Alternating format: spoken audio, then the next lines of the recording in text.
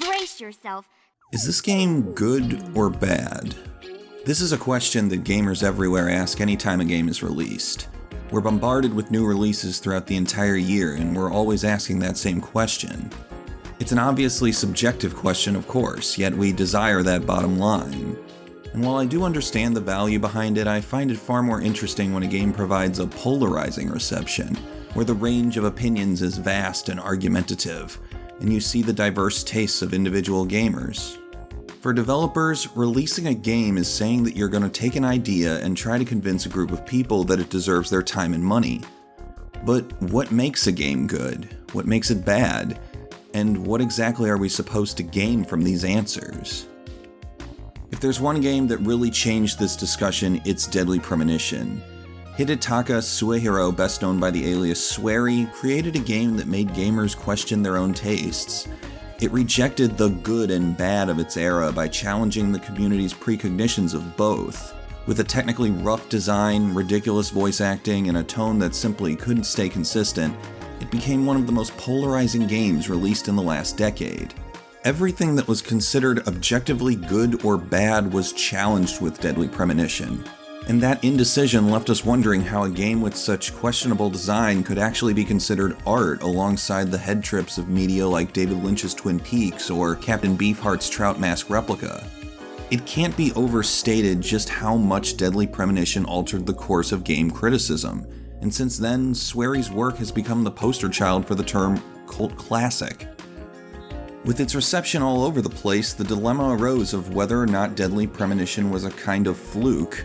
It skirts the line of being so bad it's good, it does such goofy scenes straight-faced. I mean, how can you take this seriously?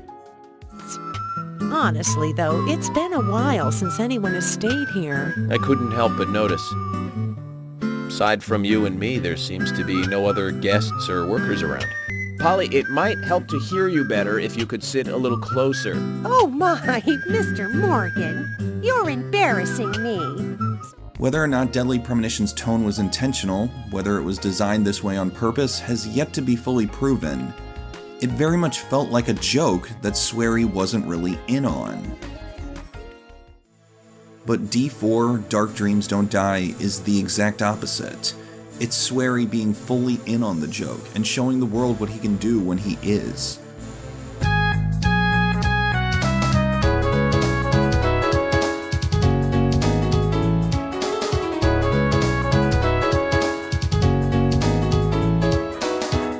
David Young is a detective who's out to solve the mystery behind his wife Peggy's death.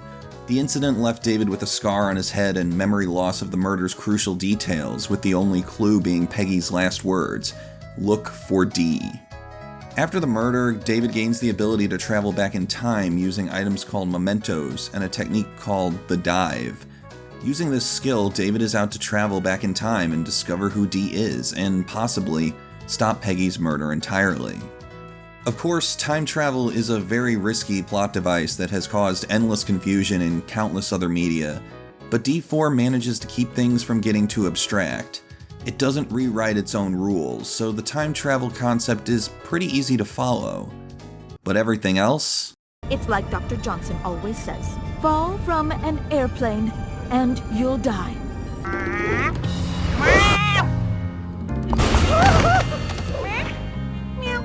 You already know the answer. Tone is important in crafting a successful story, more specifically when it comes to consistency. Jarring shifts in mood and feeling will be noticed by the player, regardless of how hidden these shifts appear to be.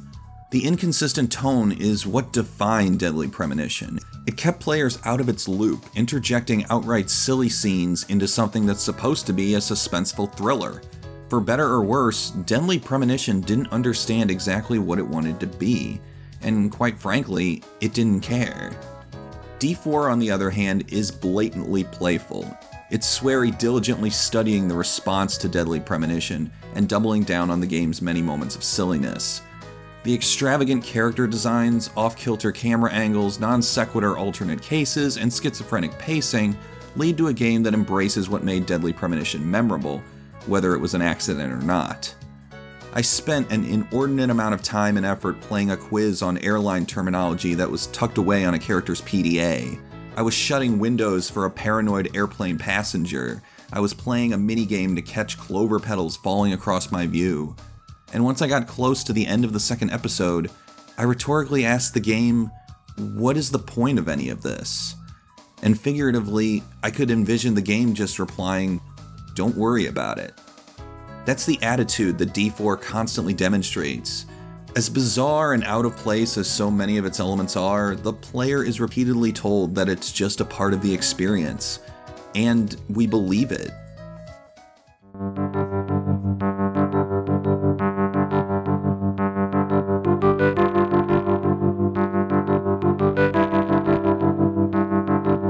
D4 released in episodic form, where 2 episodes, along with a prologue, compose the first season of the story.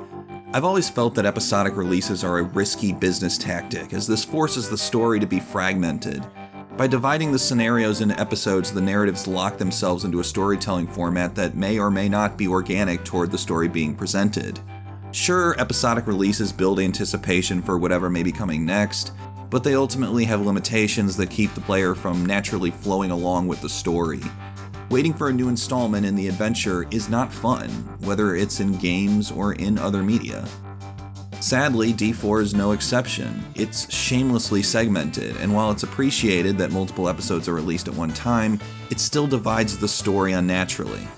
Even worse is that D4 ends on a cliffhanger, one built up so high and thrown down so suddenly that it makes Halo 2's ending look like pitch-perfect closure.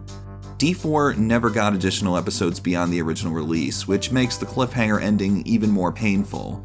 As far as we know, D4 is dead and buried, showing every possible deficit that the episodic release format can have, while delivering none of the closure a story like this desperately needs.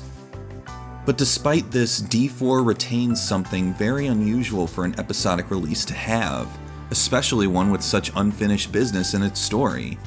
And that something is mystique. The epilogue of the last episode details characters that are disconnected from David's immediate surroundings, while the dive itself delivers that megaton of a cliffhanger. But as the story stands unfinished, it retains a unique aura, one where the lack of knowing carries almost as much weight as knowing. It's a storm of questions. It builds up its world by dropping insurmountable obstacles at the tail end, leaving the player in a state of shock. It's the tantalizing nature of an unfinished book, a case that was never solved, and a story where anyone's guess can be treated as valid. Only a game as bizarre as D4 can find security in incompletion, and while there is demand for more episodes, there's something just as appealing in leaving the story open to interpretation.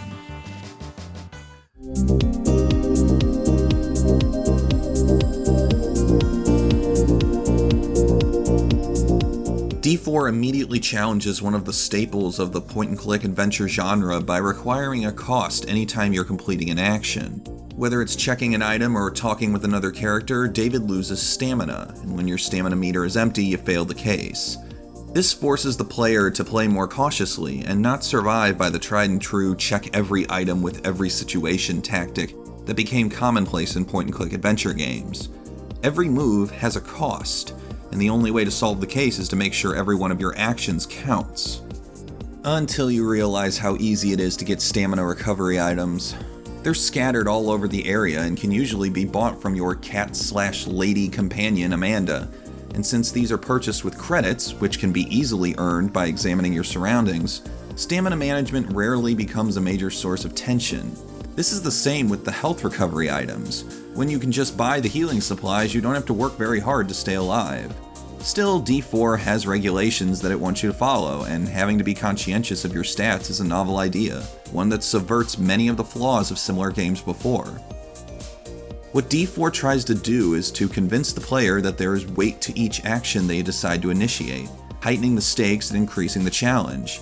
But being able to buy replenishment items so easily definitely limits the anxiety that comes with constantly managing your stats. Without that tension, D4 becomes more focused on pushing the player forward in the story, and as accommodating as that is, it doesn't make for meaningful mechanics.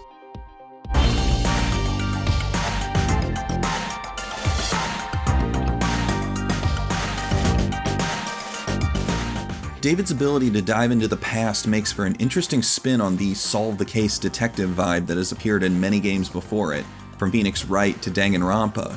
The goal is to find the evidence needed to decipher the solution and discover the D person that Peggy mentioned before her death. NPCs and items populate the game space, offering hints of what is required to complete a segment. D4 gives plenty of tools to the player to find the required evidence. In fact, D4 gives too many tools. The big offender is the vision stat, which is used to highlight which items are available to examine, along with which items are needed to progress. It's a kind of hint system, very much like the detective vision in Batman Arkham Asylum, but unlike in Batman, your vision is tied to a meter. If your vision meter depletes, you can't use the hint system, forcing you to examine individual items and potentially expend your stamina. The vision remedies the pacing problem that repeated guessing and stamina use can cause, but like detective vision from Arkham Asylum, it becomes far too easy to solve puzzles and progress. Countering the slow, methodical detective cases are action sequences, which amount more to a bunch of QuickTime events. These are about as standard as can be, but the scrolling icons at the bottom of the screen give the player the telegraph needed to know exactly what input needs to be initiated. The actual choreography of these action set pieces is outright cartoonish. They're ridiculous and over the top, while also presenting a pace that's easy to flow with over time. And seeing the lengths each character will go toward to gain the upper hand is one of the standout pieces of D4's aesthetic design. Altogether, D4 mixes multiple gameplay styles and systems into one giant whole, but whether that whole feels cohesive and unified is debatable. Not every gameplay element complements the player objective. The action sequences are fun to watch, but difficult to justify in the game's design due to their high speed. I'd honestly be more content with them just being cutscenes instead of QTEs. Also, the limited challenge from the item store and the vision element turned mysteries into cakewalks. There is so much going on in D4 that it's very difficult for everything to feel united under a singular vision, and I do think the game suffers a bit from these incongruities.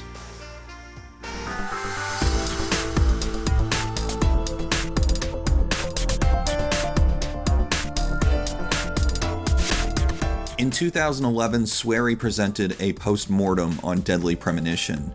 He illustrated 7 points that drive his game design philosophy, with point number 1 being to get gamers to think about your game even when they aren't playing it. I guess that, based on this video's existence, you can say that that point is made. D4 Dark Dreams Don't Die is a project designed from confidence in an unorthodox vision. It's Swery getting his own joke. While Deadly Premonition felt hesitant in how it went about its design, D4 is polished, but in a very special way. The tone is consistent and bursts with memorable moments. The characters are a collection of endearing basket cases.